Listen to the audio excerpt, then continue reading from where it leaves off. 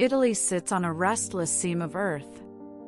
At the meeting point of the African and Eurasian tectonic plates, the land is fractured with faults and ancient seams. Much of the country, from the mountains of the north to the heel of the boot in the south, is prone to seismic tremors. Earthquakes here are not rare, they are part of the geological heartbeat of a land shaped by fire, pressure, and time. For Italy, earthquakes are not just science, they are human history, etched into towns, cathedrals, and the lives of generations.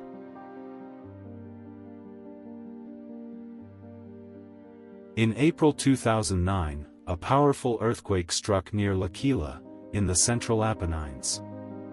It wasn't the strongest quake Italy had ever seen, but its impact was devastating. Buildings crumbled, rooftops collapsed, and entire neighborhoods were reduced to rubble in seconds. The city that once echoed with student laughter and market voices was suddenly filled with dust, sirens, and shock. Hundreds lost their lives. Thousands were injured.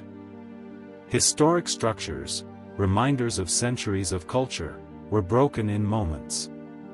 Families who had known this ground for generations were forced into tents and shelters.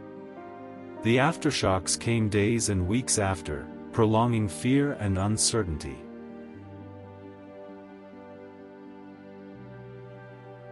Just when Italy was still healing, August 2016 brought another catastrophic sequence of quakes. Small towns with big hearts, Amatrice, Accumuli, Norcia, were hit repeatedly by violent tremors that swept through the Apennines. In Amatrice, historic brick houses and medieval towers fell as the earth convulsed. The quake came in waves, each one shaking survivors and rescuers alike. Roads buckled. Hillsides cracked. Within hours, the scale of destruction was clear, entire communities had been shattered. The death toll climbed into the hundreds. Thousands were left homeless. The sense of place, centuries of lived memory in stone and street, was erased in minutes.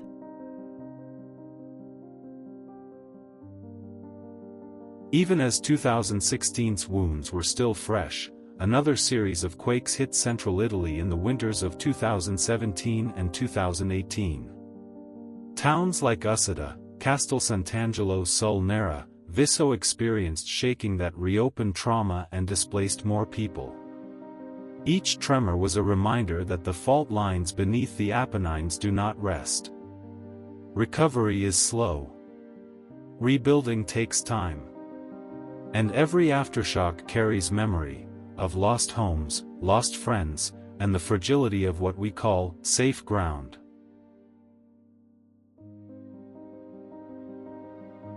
Italy's seismicity comes from deep geologic forces.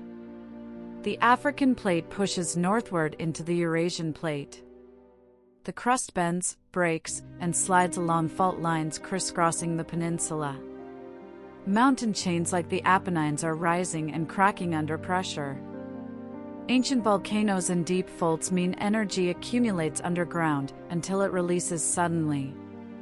This isn't random shaking, it's the earth breathing, shifting its structure, reconfiguring its bones.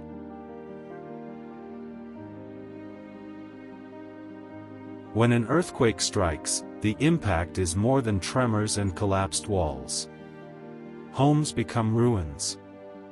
Hopes are frozen in rubble. Families scatter to shelters. Churches that stood for centuries become wreckage. Schools close, businesses shutter, and entire local economies stall. Grandmothers who had lived all their lives in one village find themselves starting over in another town. Children who once played in cobblestone squares now know sirens and anxiety. The emotional toll is deep, a shared trauma that lasts long after the ground settles.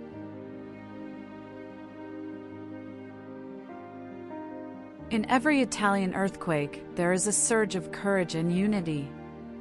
Rescue teams, military units, volunteers, neighbors, they come together to pull people from debris, deliver aid, and keep hope alive. Reconstruction is years of toil. Modern seismic standards must be applied to ancient towns. Historic churches must be stabilized or rebuilt. Families need permanent homes.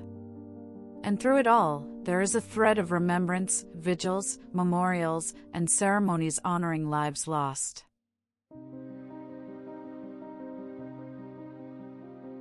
Italy's earthquakes teach us.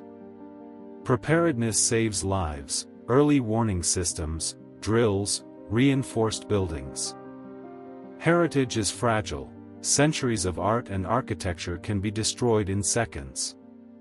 Community matters, neighbors helping neighbors is the first line of response. Nature is powerful, geology doesn't sleep, and human plans must respect the ground beneath. Earthquakes are not visitors to Italy, they are part of the land's story. They shape towns, families, and the very way people build and live.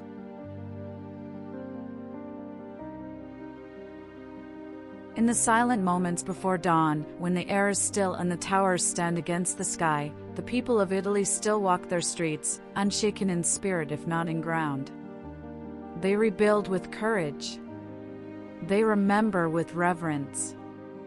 And they live with the knowledge that the earth beneath them is alive and moving. The wolves of the Apennines, the tremors beneath the soil, are part of Italy's deeper rhythm.